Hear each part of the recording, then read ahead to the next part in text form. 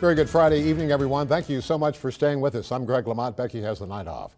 Well, there are some anxious folks living in the region worried sick about possible flooding.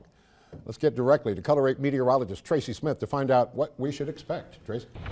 Hi there, Greg. Since yesterday, we've seen the flood concerns stretch into central areas of Montana already. We're looking at a flood watch more in our north central locations, and notice the flood warning that has since taken over Park County, Wheatland County, and even Golden Valley County. Now, the rivers that you need to be focused on as we continue through the rest of the weekend are really going to be the Musselshell River, the Shields River, and even the Missouri River. Notice that the Musselshell River near Shawmut is going to go from your moderate status to a major flood status. You're looking at areas near Harleton and Lavina reaching that minor to moderate flood status going into Saturday and Monday. Shields expected to rise to that minor status by this afternoon. And we're also looking at the Landusky area reaching that minor flood status going into Wednesday. And that's where they're under that flood watch region. We'll have much more in your full forecast coming up in just a bit. But Greg, I'll send things back over to you. Thanks, Tracy. Flooding in western Montana continues to threaten lives and destroy homes. Now, Musselshell County is facing flood risks of its own. This video is from 2011 when a levee broke in the Musselshell River, causing destructive flooding throughout Roundup. We have team coverage tonight to keep you up to date on these ongoing floods and warnings. Color 8's Bliss Zeckman joins us live from Helena, where a mobile home park is underwater. First, though, let's start with Brianna Monte, who's live in Musselshell County, where a flood warning will go into effect at 3 a.m. tomorrow. Brianna, what are emergency crews expecting?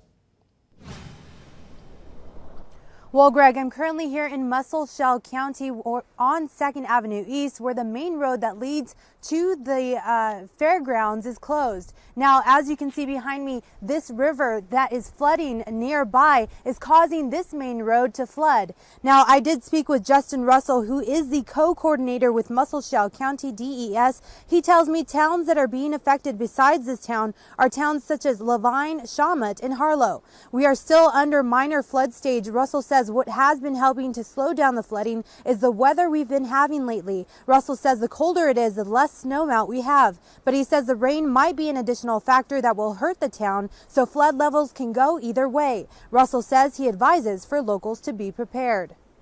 I like watching the gauges, and currently over the last 4 days we've been seeing a consistent 6 to 8 inch rise, upstream and in our locations. So as that continues, probably for until Monday or Tuesday, we'll be reaching kind of flood stage. So just keep an eye on the river, keep an eye on our Facebook page. We'll try and keep everybody updated and informed in a timely manner, especially if we need to do any evacuations or road closures. Now, since I have been here, the water level here has been slowly rising. Now, I did speak with Red Cross volunteers in Roundup who say they are all on standby. I'll go ahead and send it back to you, Greg. Thanks, Brianna. A makeshift levee that was holding water at bay at a mobile home park in Helena collapsed overnight, opening up the floodgates even more. Now, some homes are shifting off their foundations.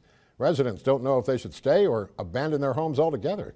Color 8's Bliss Zeckman joins us from the park, where some residents said if they lose power, which is very likely, they'll have to be evacuated. Bliss, how are the residents holding up? Guys, it's a really rough situation for all of the residents out here. Many of them are elderly, and some of them have pretty serious health issues. For example, I talked with a guy earlier that has a broken leg, and he's actually having to use a boat and his crutches as oars just to get around to use the bathroom. They only have one working restroom here. It's just a little makeshift porta potty that they have to literally wade through waters just to get through. I'm going to step aside for a second and just show you how bad it is out here. These people are literally trapped in this water, and they're trying to pump it out, and they have volunteers coming out here regularly, but the city of Helena did announce yesterday that they're going to stop giving out sandbags for free, and they're going to have to rely on nonprofits like the Salvation Army to come step in, but they need volunteers and a lot of help out here. And the people here just said it's a different situation every day. Sometimes it gets worse, sometimes it gets better. Last night they had a levee actually break, and just the floodgates literally opened. It was a really rough situation for the people there. They just are kind of at a loss at this point. Luckily, no one's gotten hurt so far. That's the main thing. But it's a pretty rough one all around here. I'm here live in Helena, Bliss Zeckman, and I'm going to send it back to you. Thanks, Bliss. In Frenchtown, we speak with residents who were forced to evacuate last night as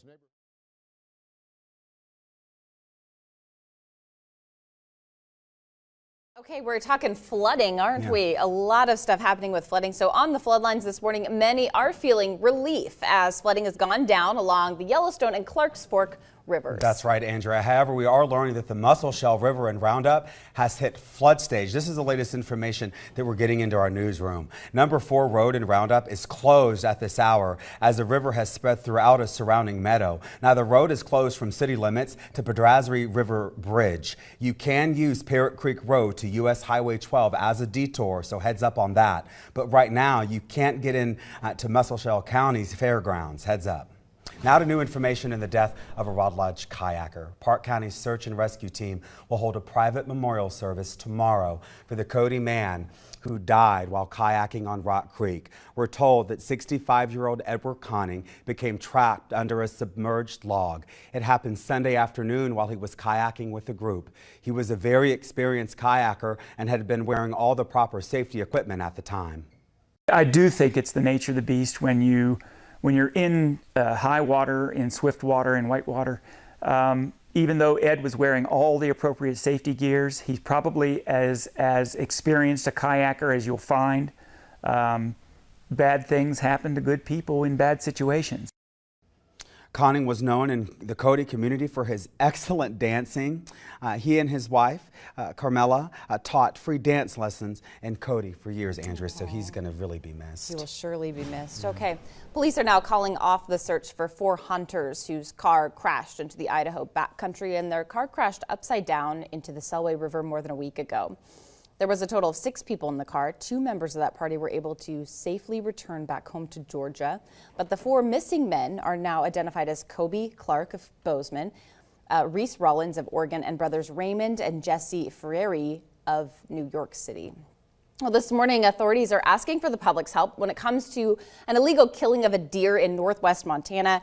We do want to show you the photo, but we want to let you know that it's pretty graphic. FWP officials say the white-tailed deer was illegally killed near the Courtney River this week outside of Troy. The animal was butchered and gutted before being wrapped in a tarp and stuffed in a plastic tote. Officials later found that tote at the Kootenai Vista boat launch. FWP is investigating this as a poaching violation. All right, right now, the Department of the Interior and the National Park Service are giving more than $60 million in historical preservation grants to both states and tribes. Montana is set to receive more than $817,000 for the grant, and Montana's tribes will receive upwards of $500,000. There's no word yet on how this money, though, will be spent. We'll keep you posted. All right, Senator Jon Tester is calling on the Senate to take action on chronic wasting disease. He wants to draft a farm bill to help protect deer, elk, and moose from the disease. It causes weight loss and death, and so far it's spread to 23 states, including Montana. The disease and the spread of it threatens Montana's hunting economy, which, as you know, creates $7.1 billion in revenue, plus tens of thousands of jobs right here in Montana. New campaign finance reports show that Montana Senator Jon Tester has increased spending on television and internet ads. This after President Donald Trump targeted him back in April. Reports show Tester spent over $700,000 in ads in the 2 weeks following Trump's comments. Trump vowed Tester would pay after blaming him for sinking his Department of Veterans Affairs nominee Ronnie Jackson. A spokesperson for Tester says that Trump's comments had nothing to do with the spending, and the campaign is simply executing its strategy. All right, now to a live look from the Hill, where the summit is still very much a hot topic. It's still not official, but there are signs that the canceled North Korean nuclear summit may happen after all. All right, here's what's going down. There are now 3 different sets of U.S. officials trying to get the North Korean nuclear summit back on track. A White House team in Singapore, State Department diplomats at the Korean border, and Secretary of State Mike Pompeo, all of them meeting with North Korea's vice chairman, a former spy chief with power to negotiate in New York, we understand. Now, a new CIA report finds that North Korea has no intention of giving up its nuclear weapons. As negotiations continue, though, President Trump is refocusing, of course, on the Russia investigation, focusing on immigration and Mexico paying for the wall. Mexico, I don't want to cause a problem. I don't want to cause. But in the end, Mexico's going to pay for the wall. I'm just telling you. I'm just telling you. All right? I don't want to cause any problem.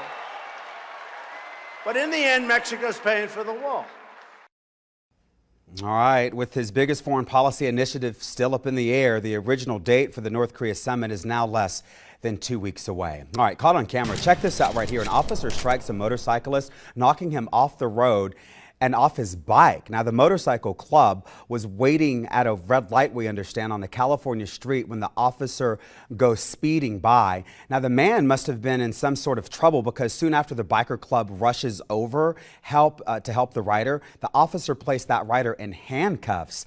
Police are investigating that this morning. All right, trending today, nearly $100,000 has been raised for the Indiana teacher who took 3 bullets taking down a school shooter in his classroom last week. Evelyn Schultz, she's in the Interactive Center with why a total stranger started the GoFundMe page. Hey, Evie. Hey there, good morning. That total stranger, Jackson Ramey, he's a senior at Noblesville High School. His girlfriend's sister was actually at the middle school when the shooting happened. So when he heard about teacher Jason Seaman taking down the shooter in his 7th grade science class, he knew he had to do something. That GoFundMe started with a goal of $4,000. Now it's at nearly $100,000. If he got through him, like, who knows what would have really happened. The goal of the GoFundMe was to repay back a deed that cannot be repaid. I can't really fathom how someone I have not personally met would do such an act of kindness. The two hadn't met before this week, but when Jackson played in the high school baseball sectional championship, they shook hands and they were able to give each other a hug. It's more than the monetary value. It's about how the community rallied behind something. Now with national outlets picking up on this GoFundMe, the money that could continue to pour in for that teacher. There's also a GoFundMe page for 13-year-old Ella Whistler, who was also shot multiple times in the shooting. That campaign has raised more than $50,000. Ken and Andrea. Wow, the power of, what you can do to get that GoFundMe page going. Yeah, social media. Yeah, seriously. Okay. Right. Thanks, Evie. With Nurse Appreciation Day this month, the medical professionals are being celebrated all across our country. This morning, we do have a story of a very special relationship between one Billings nurse and her patient. That's awesome. What we would do without our nurses. Wake Up Montana's Mary Jane Bellieza. She's up early live for all of you. She joins us with that. Mary Jane, good morning to you. Well, Ken and Andrea, just imagine that one day you're not able to do the things you normally can. Things like walking or even having regular energy becomes a struggle. That's what 52-year-old Sherry Lays went through 2 years ago. Now, these are symptoms from pulmonary hypertension or high blood pressure in the lungs. Add on to that the monthly $35,000 medical bill for one medication and a $15,000 bill for another. Enter Lisa Sunstead, a 30-year Billings Clinic RN for the pulmonary department. This year, she just won the Alice Gordon Lifetime Achievement Award. Lisa says Sherry is a prime example of the right mindset for a patient with a disease. She is doing quite well, and that's what we can only hope for her. She has such a positive attitude that we want to see only the best for her. Sherry says Lisa has been great at helping eliminate stress she had on her plate, like introducing her to financial aid programs through pharmacies. Instead of those monthly $35,000 and $15,000 bills, she's paying $5 for each of those medications. Sherry moved to Choteau, but still drives the 5 hours to get treated by Lisa and Dr. Peringer. Now, even though Sherry has an incurable disease, she says she's doing much better, which is great to hear. Live in Billings, I'm Mary Jane Bellieza, Wake Up Montana. Ken and Andrea, back to you. All right, good news. That's a good story. Yeah, and thanks again to all those nurses out there. Yeah. Nurse Appreciation Month. What would we do without all of you? Seriously. All right. Yeah, so true. Now, much more ahead coming up on the show. That's right. Some places in our... From around the big sky and your local hometown news station, this is Montana Right Now. A very good Tuesday evening to you and happy primary election day. I'm Becky Hillier. So glad to have you joining us, and we do have an awful lot to get to tonight. So let's start with the race for U.S. Senate. Right now, 4 men are vying for the GOP nomination in the party's bid to unseat incumbent Democrat John Tester in the November midterm elections. Let's take a look at those numbers right now. Actually, I'm just looking at some more updated numbers from the Montana Secretary of State's website, which has Russ Vag with 32% of the vote. Matt Rosendale is his closest competitor leader with 31%. So those just updated in the last few seconds. But Russ Vegg leading the pack there, the four gentlemen vying to win the GOP nomination to face off against Senator Jon Tester in November. So Russ Vegg 32%, Matt Rosendale 31%. As you can see, Al Olszewski there with 17%, and Troy Downing has 19%. And that is with about 76,000 or so votes that have been counted so far. So we do have statewide coverage of the elections for you tonight. In Billings, we have Amy Leet, who is stationed with Russ Vegg. In Helena, Taylor Chase is live from Matt Rosendale's watch party. Jackie Coffin joins us live from Bozeman with Kathleen Williams. And here in the studio, Brianna Monty will break down the Green Party side of the race for us. So let's start tonight with Amy Leet, who is with Russ Vegg at the Highlands Golf Club in Billings. What's the mood like there, Amy?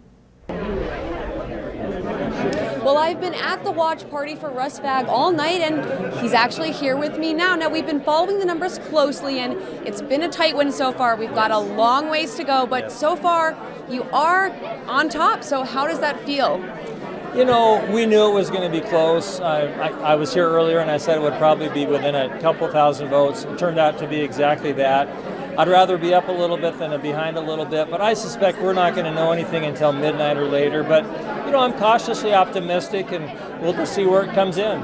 Well, you know, it's already 10 o'clock, and you still have so many people out here supporting you. So obviously you have a lot of support from Billings. What does that mean to you? You know, honestly, Amy, I'm just incredibly grateful. I've had so much support from across the state, but especially from Billings, and I'm just really honored. That's at the bottom line. Whatever happens, I told people when I started, I'm very grateful the way this has turned out, and I continue to be grateful. Awesome. Well, you know what? We still have a long ways to go, but as we said, it is a very, very tight race. So stick with us, and we will continue to bring you all of the latest updates in your primaries. In Billings, I'm Amy Leet, Montana Right Now. All right. Thank you very much, Amy. Appreciate that live report. Now let's go to Taylor Chase, who's in Helena at Matt Rosendale's watch party tonight. Taylor?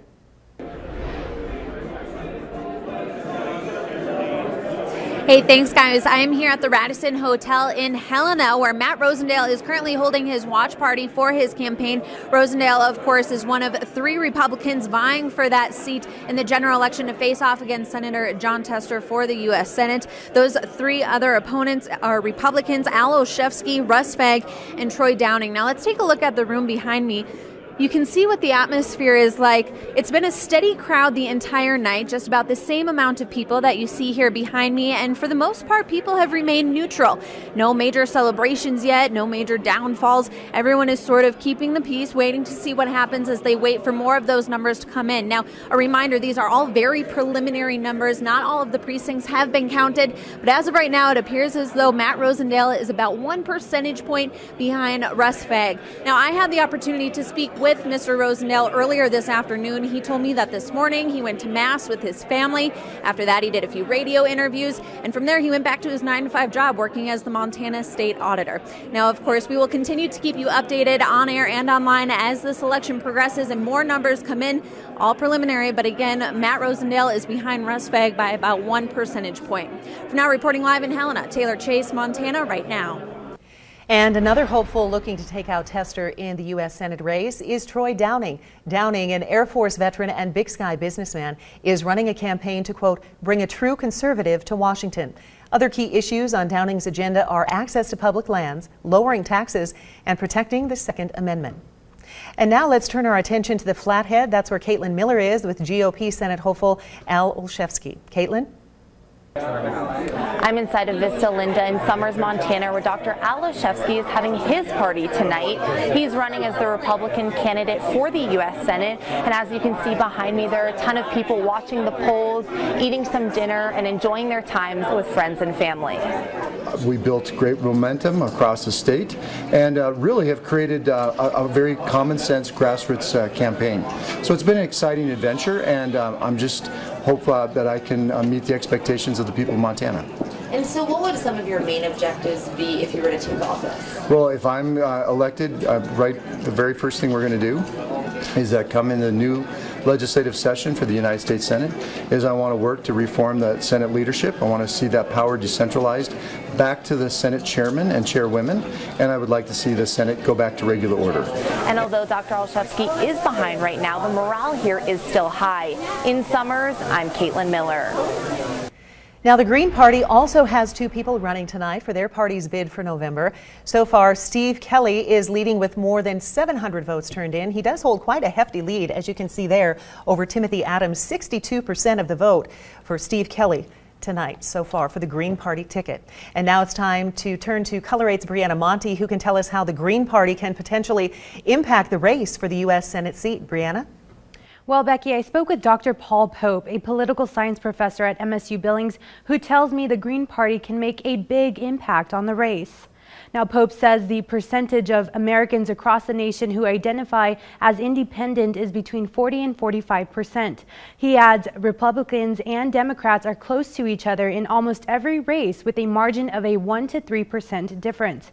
He also says with third parties on the ballot, the Green Party in this case, they can receive a 1 to 3% outcome. So Pope says if one party is in the lead, the Green Party can cut down a percentage of the leader's number of votes. The chances of winning, like I said, are very low, almost non-existent, but they're trying to build themselves up. The current Democratic Party and the current Republican Party, they all started this uphill battle, and they're doing exactly the same as those parties did, but now. Pope says by opening up a third party, the race can go either way. And again, Steve Kelly is leading that race. We'll have full results on the Green Party race as more votes are counted. Becky? All right. Thank you, Brianna. Your ballot in November will feature 4 candidates, incumbent Senator Jon Tester and Libertarian candidate Rick Breckenridge, who is not challenged in his party's primary. And they'll be joined by the winners of the GOP and Green Party primaries. Now let's move to the race for Montana's lone seat in the U.S. House of Representatives, where the winner of tonight's primary will take on incumbent Republican Greg Gianforte in the November election. Now here's a look at the latest numbers from the Democratic primary.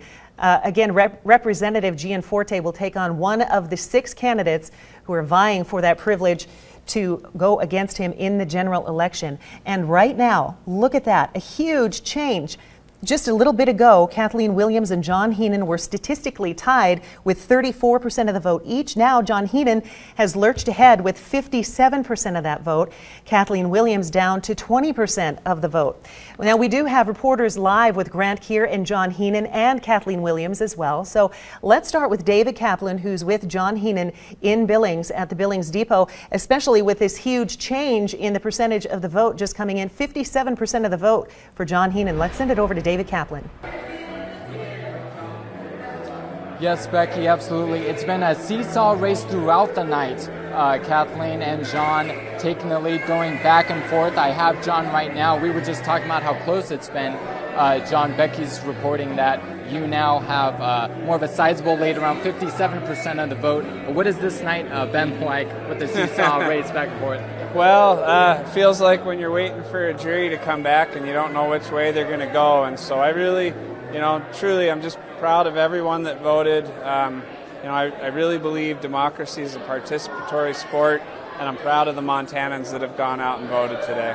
And you had your family, your kids here, but it was getting past their bedtime with how late it's getting, so they had to go home. Yeah, so Nana had to take the kids home, so they're going to have to wait till morning, hopefully. Their dad might have to wait till morning, too, to find out how this goes. To find out. Well, thank you so much, John. And still a lot of people here, but people are trickling out, but still they're on pins and needles here. David Kaplan in Billings, Montana, right now. And now it's time to head to Jackie Coffin. She's in Bozeman this evening, standing by at the watch party for Kathleen Williams. Jackie, how's it going over there? Yeah, thank you, Becky. There's a lot of excitement here at the Rialto Theater, which tonight is housing Kathleen Williams' watch party for her bid for the Democratic seat for the House of Representatives that will eventually go on to challenge Greg Gianforte. And a little bit about Kathleen Williams. She has served in the Montana House of Representatives for 3 terms in a row. She has worked on land issues in her career. She also was vice chair of the Agriculture and the Taxation committees. And And so some of the people we're seeing here tonight, we have music, we have a lot of people, we have different House and state representatives here in Bozeman, and they're all enjoying the party at the Rialto Theater. There's food, there's music, there's a lot of fun, and people are still watching the results pour in as they are coming in as we're 2 hours out from polls closing. So we'll continue to bring you updated results in Kathleen Williams' campaign as well as the rest of the House seat. But right now, I'm going to send it back to Becky. All right, thank you, Jackie. Just want to go back and correct the percentage that we just told you between the Democratic race for the U.S. House. We reported that John Heenan had 57% of the vote, which was a huge change. That was from a different voting website. That was actually from the Yellowstone County voting website. So from the Montana Secretary of State website, it is still statistically tied at 34% between Kathleen Williams and John Heenan. So we're at 34% for both of them. All right, we continue checking in with our reporters statewide. Let's head over to Missoula now, where Angela Marshall is standing by with the very latest on Democratic candidate Grant Keir. Angela? That's right, Becky. I'm live at the Public House in Missoula, the watch party for U.S. congressional candidate Democrat Grant Keir. And I want to go ahead and introduce quickly one man who has been at the watch party all night long, the mayor of Missoula, Mayor John Engen. Mr. Engen, quickly, why don't you go ahead and let our viewers know why it's so important to you to be throwing your support behind Grant Keir? You know, Grant is a person who I think represents the best of what public service can be about. He's thoughtful, compassionate, moderate, listens to everyone, weighs the evidence, and wants to do the right thing for Montanans. He's got the right stuff. All right, Mayor Engen, thank you so much. We appreciate you being here at the watch party, and of course, he's one of the many people who are here at the watch party, waiting until the very end, until that last ballot is counted before they actually declare the race. Reporting in Missoula, I'm Angela Marshall, Montana, right now. All right, thank you very much, Angela. That is a first look at your election results happening tonight in the Treasure State. After the break, Chris Byers joins us with a breakdown of some of the other races happening around the nation. Don't go anywhere. We'll be right back.